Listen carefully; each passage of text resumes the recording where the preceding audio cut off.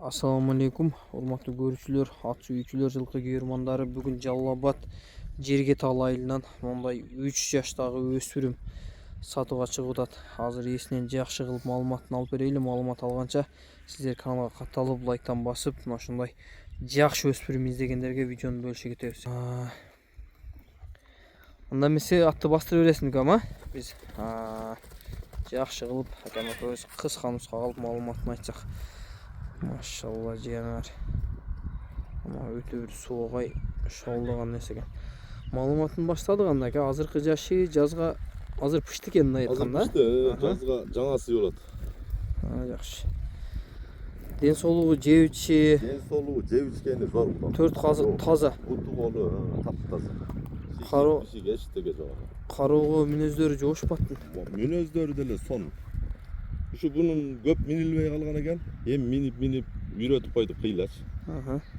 Кудай кааласа даярлоо болоюн деп калды.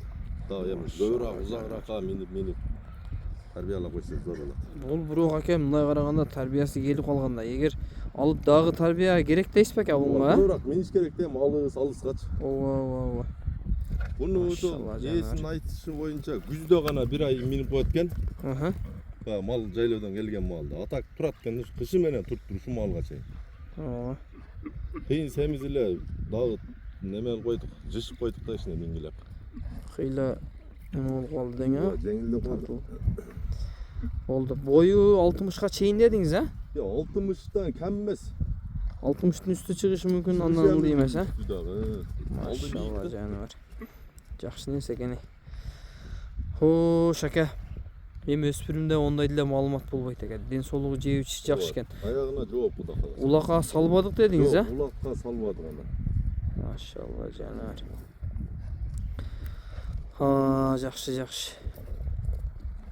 Мунун баасы канча болот эми ака? Мунун баасы ушу жакын эле 210 миң. Баасы 210 миң сом туугандардын аке. Жол жобосуна кичине коюп беребиз. Өспүрүм жаккан болсо, акабызга дагы чалып байланышып, содалашып алсаңыздар болот. Аке шоолдогон курч жеңил зор нерсе экен, ама баасы дагы жөнүндө коюлду.